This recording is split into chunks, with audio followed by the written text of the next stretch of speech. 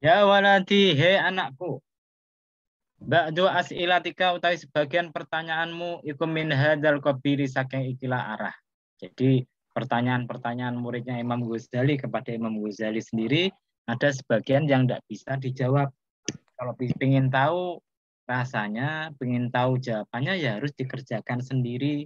Seperti lezatnya sholat malam, lezatnya enaknya baca Quran, kenikmatannya Anda misalkan bermunajat kepada Allah itu harus diamalkan. Kalau sudah diamalkan, Anda merasakan, ya tidak usah tanya-tanya lagi. Kan gitu kan. Nah.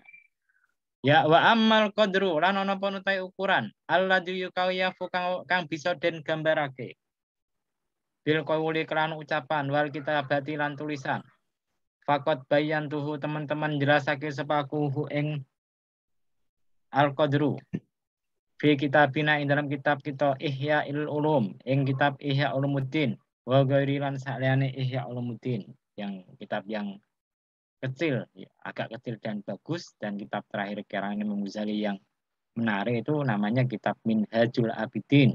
Nah, isinya sekitar 120 berapa halaman.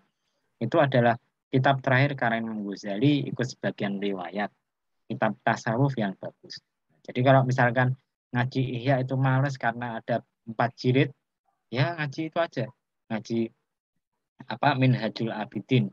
Karena kitab Minhajul Abidin itu intinya ikut yang pernah tak baca itu bahwasanya ingin membuat seseorang itu hidup di dunia tapi hatinya dan pikirannya itu selalu ingat kepada Allah, ingat kepada hari akhir. Oh, jadi bagus kitabnya itu. Di situ diterangkan langkah-langkah supaya menjadi orang tersebut. Apa penghalangnya, bagaimana trik untuk menghilangkan atau membuat penghalang itu menjadi binasa. Itu ada caranya. Jadi kalau biasanya orang ngaji itu pertama Bidayatul Hidayah, kemudian Minhajul Abidin, baru Ihya Ulumuddin. Kalau nggak sampai Ihya ya cukup Minhajul Abidin. Cuma ya tebel itu 128 atau berapa halaman itu. Wa ghairihi lan liyane Ihya minat tasawufi saking pira-pira kitab karangan. Qadlubuhu maka golek sapa sirahu ing kitab guna ing jawaban ya. Gunaka ing dalam kono-kono panggonan. Wa amma huna lan ana pun ing dalam kene panggonan. Fama kulna moko orang ucap sapa kita ala qiraatil isarati ing atase dalan aweh isyarat. Wa sa'al tani, jadi nanti di kitab ini akan diberi jawaban-jawaban singkat, tidak panjang lebar seperti di Ihya Ulumuddin dan yang lainnya. Cuma dikasih syarat-syarat saja. Wasal tanilan takon sapa sirani ing aku, amma saking perkara, yaji bukan wajib ala muridi torikil haqi, ing atase wong kang ngarepake dalan bener.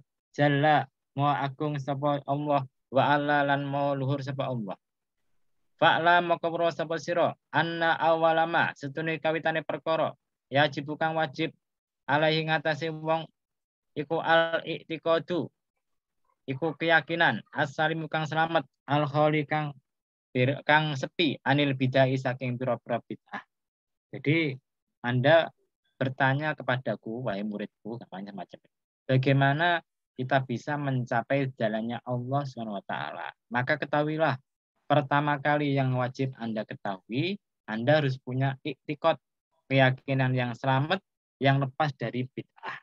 Nah, ini adalah kalau ikut para ahlu sunnah jamaah, ya iktikadnya Imam Al-Maturidi dan Imam Al-Asy'ari. Nah, kenapa kok macam itu? Karena iktikadnya Imam Al-Maturidi dan Al-Asy'ari adalah iktikad keyakinan yang tengah-tengah. Tidak membuat Allah seperti makhluk, tidak meniadakan sifat-sifat Allah. Jadi tidak seperti Mu'tazilah yang tidak percaya wujudnya sifat-sifat Allah, tapi tidak seperti kaum Mujassimah, orang-orang yang menganggap Allah itu seperti makhluk. Apa bedanya? Bedanya kalau Mu'tazilah itu misalkan bertemu dengan sifatnya Allah ilmu, bahkan Allahu aliman, orang yang maka ilmu Allah itu bagi mereka itu tidak berwujud. ilmu ya ilmu, tapi tidak ada wujudnya. Nah, itu namanya mu'attilah. Nah, tapi kalau ikut apa namanya imam tokoh Mujassimah, kelompok aliran Mujassimah, Allah punya wajah, ya wajahnya seperti kita. Allah punya tangan, ya tangannya seperti kita. Meskipun tidak seperti kita, ya tangannya seperti kita, tapi bentuknya tidak seperti kita. Itu tambah bingung. Tapi mereka apa adanya. Kalau kita ikut mereka, wajah Allah punya wajah, kemudian tangannya dua sama-sama kanannya. Oh, kan maka lucu sampai. Maka kelompok Al-Asariyah dan kelompok Maturidiyah itu tengah-tengah. Ya, kita percaya Allah punya wajah, tapi wajah Allah itu tidak sama dengan wajah kita. Tidak bisa kita bayangkan. Tangannya pun sama, tapi tidak bisa kita bayangkan. Nah, ini adalah keyakinan yang selamat dari bid'ah. Gitu. Asani utai kang kaping pindho atau batun nasuhu, taubat kang nasuha, taubat kang bener. Bi Allah yarji aklan ento bari sapa wong ila zalati marang kepleset. Yang kedua, kalau Anda sudah punya keyakinan yang benar, harus taubat kepada Allah SWT dengan taubat nasuha. Maka ikut para ulama, taubat nasuha itu ada syarat-syaratnya. Pertama apa? Pertama, hatinya itu merasa menyesal setelah melakukan perbuatan tadi. Yang kedua, ada keinginan untuk tidak mengulangi lagi. Itu harus ada keinginan tidak mengulangi lagi. Dan itu. Jadi kalau Anda tidak merasa menyesal, berarti bukan taubat nasuha. Tapi atau merasa menyesal, tapi masih ada keinginan melakukan lagi, ya berarti taubatnya itu taubat lombok. Orang kalau habis makan lombok pedesan masih pengen lagi, ya toh? Itu namanya taubat lombok, kan gitu. Harus apa namanya berkeinginan tidak melakukan perbuatan tadi, kan gitu. Asal isu kalau pengen lebih jelas masalah itu baca kitab-kitabnya Ghazali. Ada 3 syarat kalau tidak salah. Kalau berkaitan dengan manusia ada syarat keempat, harus mengembalikan atau minta ridho kepada orang yang didolimi tadi. Asalisu utaikan nomor 3, irdaul khusmai, gawe rela pira-pira musuh hatta la yabqa sehingga ora tetap alaihi ing atase wong hakul makhluki apa hak makhluk. Yang ketiga itu kalau kita punya musuh ya kita harus minta maaf meskipun musuh kita yang salah, tetap kita harus minta maaf sehingga kita tidak ada konflik, tidak ada hak makhluk yang menyangkut pada diri kita. Nah ini sulit ya toh. Kadang-kadang kalau kita sudah bermusuhan sama seorang minta maaf itu paling sulit. Meskipun kita benar, itu apalagi kalau kita merasa benar, sulit sekali minta maaf gitu loh. Tapi ya yang paling baik itu adalah yang minta maaf terlebih dahulu meskipun tidak salah. Nah ini Pak Nuryo tidak masuk lagi. Mana orangnya? Yeah. Mas Rosal juga tumben tidak hadir orangnya. Mas Reslan, Pak, sip kali. Ya sip. Ar-Rabi utai kang nomor 4. Tasilu ilmi syariati, ngasilake ilmu syariat. Biko derima kelawan ukuran perkara. Ya malu kang agawe sapa wong. Di awamirillahi kelawan perintah-perintah Allah. Waya kifulan mandek sapa wong. An nawahi saking larang-larangane Allah. Wala yajib lan ora wajib ala ing atase wong. Min ilmi syariati saking ilmu syariat. Siwa dalika sakliyane mengkono-mengkono. Jadi yang keempat, dia harus ngaji. Nah, harus ngaji ilmu agama. Dan ngaji supaya tahu apa-apa yang diperintahkan Allah dan tahu apa yang dilarang sama Allah dan Rasulnya. Tapi tidak wajib ngaji sampai mendalam, tidak wajib. Jadi kalau kita membaca kitabnya Imam Ghazali dalam Minhajul Abidin, orang Islam itu wajib belajar 3 hal. Pertama namanya ilmu tauhid, ilmu untuk mengenal Allah SWT. Tidak usah terlalu mendalam ya, kira-kira tahu bagaimana Allah dan sifatnya, Rasul dan sifatnya, malaikat dan pokoknya yang aqidatul awam lah. Cukup itu aja, tidak usah panjang lebar. Kemudian yang kedua ilmu fikih. Ilmu fikih. Jadi kita harus ngaji tentang ibadah. Bagaimana cara sholat, puasa, zakat, kalau memang punya duit, wajib zakat, haji, kalau memang mau haji. Kemudian wajib belajar tentang puasa. Pokoknya ibadah-ibadah yang mau kita kerjakan kita punya ilmunya. Nah, tidak harus semuanya, tidak harus khatam Fathul Muin, Fathul Qorib, tidak harus khatam. Yang penting apa yang mau Anda kerjakan dalam masalah ibadah atau muamalah harus punya ilmunya.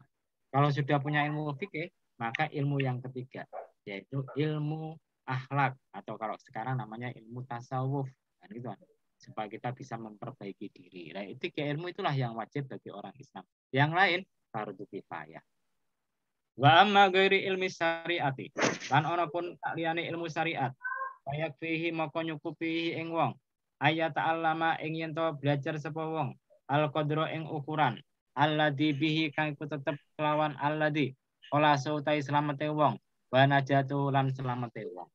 Jadi kalau ilmu-ilmu yang lain itu ya kira-kira yang Anda butuhkan untuk kerjaan Anda. Mas Suluk misalkan bekerja berkaitan dengan orang luar negeri ya belajar bahasa asing itu penting. Penting. Kalau bagi saya tidak penting. Kenapa? Saya pedagang. Pedagang itu yang kumpul sama saya itu orang-orang Jawa, orang-orang Indonesia, ya cukup bisa bahasa Indonesia, bahasa Jawa. Bahasa Inggris tidak penting bagi saya. Karena apa? Karena tidak ada kaitannya dengan kerjaan saya. Kalau Mas Sulu kan ada kaitannya, ya penting kan itu. Nah, kalau Bidayah ini kerjanya apa? Ya itulah yang harus dipelajari. Nah, tidak harus semua Anda pelajari. Wahadal kalamu lan utawi ikilah ucapan.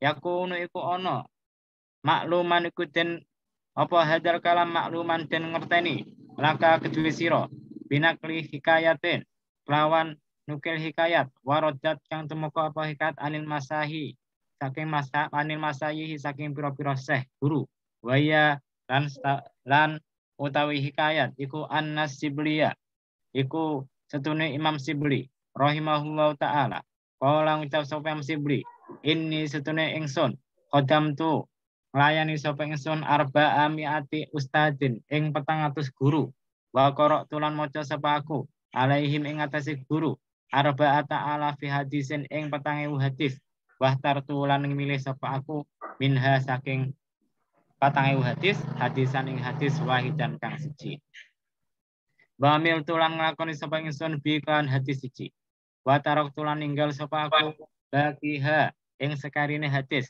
li'anni krono sunai aku ta'amal tu angen-angen sapa aku fi hadal hadisil wahid ing dalam ikilah hadis siji para aitu moko ningali sapa aku fihi ing dalam hadis siji olasi ing selamatku wa najati lan selamatku wa idzan lan halimule raaitu ningali sapa aku anna ilmal awalina setune ilmune wong kang kawitan wal akhirina kang keri mundarijun klebu fihi ing dalam ikilah hadis wawalan utawi hadis iku qaulu utawi Kanjeng Nabi sallallahu alaihi wasallam ikmal nglakonono sapa sira dunya kamarang duniamu biqadri maqamika kelawan ukuran manggonmu fiha ing dalam dunya wa malan beramalah sapa sira li akhiratika marang akhiratmu biqadri baqaika kelawan ukuran tetepe sira fiha ing dalam dunya itu keliru bukan fiha ing dalam dunya wa malan nglakono sapa sira lillahi marang Allah biqadri hajatika kelawan kira-kirane butuh sira ilahi marang Allah wa malan beramalah sapa sira linnari marang neraka biqadri sabrika kelawan ukuran sabar sira alaiha ing atase neraka. Jadi ini ada cerita dari Imam As-Sibli. Imam As-Sibli itu berkata, saya itu dulu ngaji sama 400 guru. Gurunya 400. Ulama-ulama zaman dulu itu gurunya banyak-banyak. Nah, kalau zaman sekarang itu baru punya 1 guru, 2 guru, 3 guru sudah kementus, sombong ya itu lucu. Nah, zaman dulu gurunya banyak-banyak, jarang yang sombong-sombong. Nah, kalau saya hitung-hitung guru saya juga banyak. Guru saya di Cepu itu ada, saya itu kan ya, di Gang 3 itu 2, 3 tambah, ada 3. Kemudian di Cepu sendiri itu ada 1, 2, ada sekitar 5, berarti sudah 8. Di Cepu ada 8, Padangan 1, itu baru Cepu. Belum yang di Pondok dulu, banyak. Lebih dari 8, Cepu ada 10-an. Nah, jadi kalau bisa itu ngaji itu di berbagai macam guru, banyak guru. Kenapa kok semacam itu? Kadang satu guru itu keterangannya kurang lengkap, nanti dilengkapi dengan guru yang lain. Kadang satu guru itu keterangannya berbeda dengan guru yang lain. Kita bisa milih. Kadang ada guru yang cocok ngajar fikih tapi tidak cocok ngajar nahwu. Kadang ada guru yang cocok ngajar nahwu tapi tidak cocok ngajar fikih. Nah, nanti kalau kita punya guru banyak bisa membanding-bandingkan. Kan gitu. Imam Sibli ini gurunya ada 400. Dia sudah ngaji membacakan kepada mereka 4.000 hadis. Dan dia akhirnya milih satu hadis sebagai pegangan hidupnya dan diamalkan. Hadis-hadis lain yang lain itu ya dianggap sudah termasuk dalam hadis ini. Kan gitu. Nah, karena dia menganggap aku bisa selamat di akhirat ya pakai hadis ini. Ilmunya orang-orang terdahulu dan orang terakhir itu ya termasuk dalam hadis ini. Yaitu ucapan Kanjeng Nabi, "I'mal di dunya ka bi qadri maqamika fiha." Kerjakanlah untuk dunia kamu kira-kira kapan kamu berada di dunia ini. Nah, berapa waktu kamu di dunia ini. Jadi kan kemarin sudah pernah tak ceritakan, umurnya umat Islam itu berkisar antara 60 sampai 70. Rata-rata umat Islam itu meninggalnya antara 60 tahun sampai 70 tahun. Kalau lebih itu berarti sudah dapat bonus. Nah, kalau kurang, ya berarti nasibnya kurang baik lah. Nah, jadi rata-rata 60-70 sudah meninggal dunia. Jadi kalau kita hidupnya cuma sekitar 60-70 tahun, ya mencari dunia itu boleh, tapi jangan sampai merupakan akhirat. Oh, gitu loh. Kemudian wa'mal li akhiratika biqadri baqaiha fiha. Kerjakanlah untuk akhirat kamu dengan ukuran kira-kira kamu di akhirat itu berapa lama. Kalau kita di akhirat itu sampai selama-lamanya. Jadi antara waktu di dunia sama di akhirat itu lama di akhirat. Jadi kalau kita di dunia itu mementingkan urusan dunia, mengalahkan urusan akhirat itu keliru. Karena di dunia itu waktu kita cuma sebentar. Contohnya apa? Contohnya zaman waktu itu sekarang kelihatannya cepat sekali berlalu. Rasanya kemarin baru jadi pengantin baru saya. Sudah punya anak. Nah, ya toh, anaknya saya sudah besar, sudah 3 tahun, sudah bisa ngoceh macam-macam. Nah, itu waktu itu berlalu cepat. Nah, begitu kan? Maka ketika di akhirat nanti kita akan hidup selamanya di sana. Nah, kira-kira orang yang sehat akalnya, yang benar pikirannya itu kira-kira milih mendingan akhirat atau mendingan dunia. Nah, yang mesti mendingan akhirat. Jadi kalau ada orang kerja sampai lupa sholat, lupa puasa, yaitu keliru. Kan gitu kan? Keliru. Yang benar ya mendingan dunia. Kemudian beramallah untuk Allah. Kira-kira itu kamu butuh Allah itu berapa banyak? Gitu loh. Kita sama Allah itu mesti butuh terus, setiap hari, setiap saat butuh sama Allah Subhanahu wa taala. Tapi kalau kita bergaul dengan Allah kok tidak menghormati Allah, tidak merasa Allah dekat sama kita, ngawasi kita, ya berarti keliru. Tapi itu sulit dikerjakan, sulit diamalkan. Karena ini nanti kita harus mencapai namanya maqam musyahadah, yaitu kita harus seakan-akan betul-betul menyaksikan Allah Subhanahu wa taala. Ini makomnya para wali. Kita itu makomnya masih makom biasa-biasa. Makom biasa-biasa. Paling ya bisa makom muraqabah. Muraqabah itu artinya kita membayangkan seakan-akan diawasi sama Allah Subhanahu wa taala. Nah, ini sudah luar biasa itu makom muraqabah bagi kita. Kalau orang sudah mencapai makom muraqabah, dia tidak akan korupsi waktu, korupsi duit, atau korupsi yang lain, tidak akan. Gitu loh. Tidak akan berbuat kejahatan di dunia ini karena merasa diawasi sama Allah SWT. Ya, masalahnya kan sekarang ini kita itu kadang tidak mencapai makom muraqabah. Bahkan yang ustadz atau kiai kadang nggak bisa mencapai makom itu. Karena itu kadang Anda lihat di berita kiai korupsi. Itu bukan masalah kiainya, karena dia belum mencapai makom muraqabah. Meskipun ilmunya tinggi, ilmunya sudah luar biasa banyak, tapi kalau makomnya belum mencapai makom itu ya sulit. Karena itu Imam Ahmad bin Hanbal itu kadang-kadang ngajak ngomong Haris al-Muhasibi. Haris al-Muhasibi itu ya seorang wali. Nah, tapi masalah ilmu syariat kalah jauh sama Imam Ahmad bin Hanbal. Karena itu orang-orang kadang heran kepada Imam Ahmad. Wah, Imam Ahmad, Anda itu terkenal ulama, ahli hadis, kok senang kumpul sama Haris al-Muhasibi. Loh, Imam Ahmad berkata, kalau masalah ilmu agama, Haris itu tidak ada apa-apanya dengan saya. benar saya jauh. Tapi masalah kedekatan sama Allah, saya itu tidak ada apa-apa. Ini dekat sekali sama Allah. Saya ini kurang. Kan gitu kan? Karena itu Imam Ghazali itu membagi ulama itu menjadi 3. Ulama ud-dunya, ulama ul-akhirah, kemudian ulama ud-dunya wal akhirah. Ulama dunia itu siapa? Ulama ahli fikih. Nah, dia pintar ilmu, pintar macam-macam, tapi kurang dekat pada Allah SWT. Ada ulama ul-akhirah. Ulama yang dekat sama Allah SWT, para wali, tapi masalah fikihnya kurang.